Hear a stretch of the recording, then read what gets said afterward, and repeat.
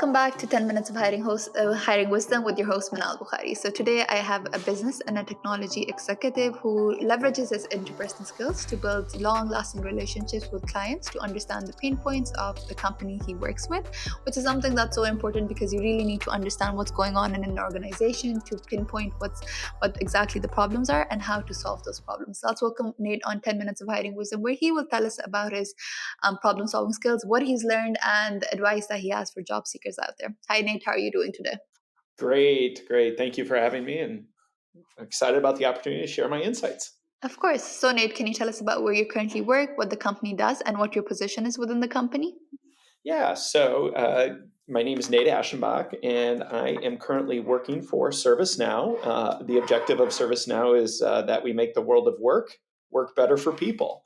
So we are a platform that comes into any size of corporation to help move things faster, quicker, and easier for its employees.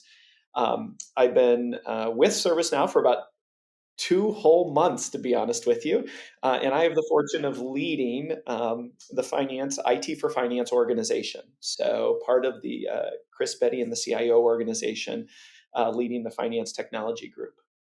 Okay, so you got recruited then during the pandemic. How was the experience like being recruited during the pandemic? What were some of the challenges that you think you might have had? Just curious because I think so many companies have changed the hiring processes during the pandemic. So would love to hear more about that. To be honest, I don't think that the recruiting or the interview process was really too much different than a day to day life of working in the pandemic and in the digital age of working remotely. What I found more interesting or a challenge was really the onboarding experience and how do you really get a pulse on the culture to understand how do you expedite that ramp up time of connecting with people. Connecting with people is all about getting to know folks, building a foundation, establishing some level of trust with people. And so that's what I found that journey is more interesting or more of a challenge. And I don't want to say it was apprehensive, but it was something I had to put a little bit more thought into. Do I want to try to transition during this time? I tend not to shy away. I'm very passionate about ServiceNow, and so it was an opportunity I got really excited about. And I was not really looking to leave my previous employer by any means, and so I was very critical of that new opportunity that I have the fortune of. Okay, wow. So I'd love to hear more about you mentioned that getting to know people was harder. So what were some of the tricks that you deploy to actually get to know people within the company specifically because most of the companies have gone hybrid. So can you share those insights? Of course, a lot of it is very similar to what you do in the interview process. Is how do you get to know or appreciate where someone comes from? There's many different resources out there at our disposal from social platforms that help us to understand what are those potential connection points that you could have with an interviewer and or your new coworkers. And so a lot of due diligence in my LinkedIn world of understanding where did the person come from, what geography, what's their country of origin. Maybe they have special interests that we can try to connect on and simply express interest in that. Ask questions, show interest with humility to understand and to want to understand their perspective, their passions. A lot of folks like to tell their story, like to share their journey, and it's a really quick way to be able to build that foundation, move to some level of trust. I think secondarily, leverage the team that you're joining. There's nothing wrong with asking your peers, coworkers, and or your team members, can you tell me a little bit about this person? What do they like to do on weekends? That is all about creating more potential connection points or areas of commonality between you and your future work partner.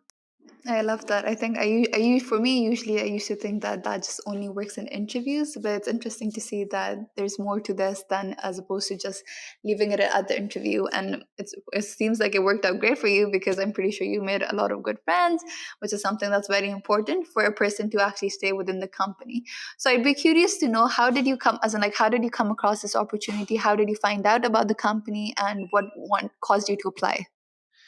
Yeah, so to kind of dissect that question a little bit, I've known about ServiceNow for a long time, and there is a reason I'm passionate about it. It is a tool that has helped me solve a lot of business problems as an IT executive. It's one of the tools in our bag of tricks that we have that could quickly solve a number of different business problems. And so I had used the platform in the past for probably the past 8 to 10 years, solving multiple back office issues, IT issues, finance, HR, legal, sales, marketing. And so it was a company that I was very passionate about.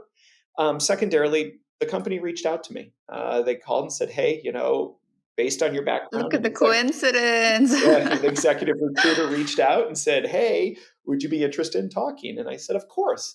I also believe that if someone reaches out, I think it's always good to connect with people. You may not be searching.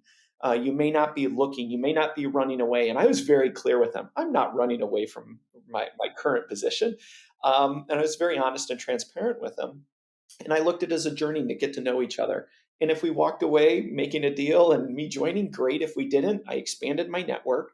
I learned more about something I was passionate about. And so it was really a cold call and then started the journey of getting to know each other. Wow, you are the perfect example of how you should start looking. The only time a person should start looking for jobs is when they're actually not seeking it. And it worked out for you because you are at a company that you're really passionate about. So I'm really glad that it did work out for you. So, Nate, because you've had such an amazing journey, you're working for such an amazing company, and you seem very inspiring. The question that I have for you would be that what is some advice for you that you would have for job seekers out there that would help them increase their chances of getting that dream job? It sounds very simplistic, but know who you are and what you want. So many times I meet with really bright candidates or talk to folks and I say, what do you want? What are you fundamentally looking out of the position? And what I mean by that is get a little bit deeper than just saying, I want to command a space, I want a certain skill. Is there a piece of you that you're trying to fulfill? For example, a long time ago, I'd worked for a number of cost constrained companies. What I found out about myself was that I have a passion for developing talent, understanding people's aspirations and matching that to what the organization has to offer. A lot of times it's a good match. Sometimes it's not a good match. So, how do we coach and mentor? So, what I added to my list of something that I know about myself is I have a passion for coaching and developing people. That's both from a technical behavior, from a technical skills perspective, but also a behaviors perspective. And so when I walked into this discussion with ServiceNow, they asked a lot, what have you done technically? What are your skills? What's your executive presence, your emotional EQ?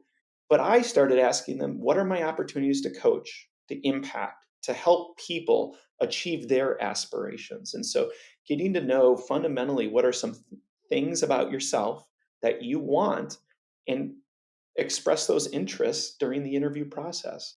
That's wonderful. I think a lot of candidates don't realize that it's a two-way process where a company is trying to get to know you. You need to get to know them to understand where the opportunity would be for you, how you could give value to the company, and how they could get value out of you is something that's so important. So thank you for sharing that, Nate. The last question for you, Nate, would be: is your company hiring? Considering it's such a big company, I'm pretty sure a lot of positions are open, but can you elaborate a little more on that? Yes, we are looking for amazing talent.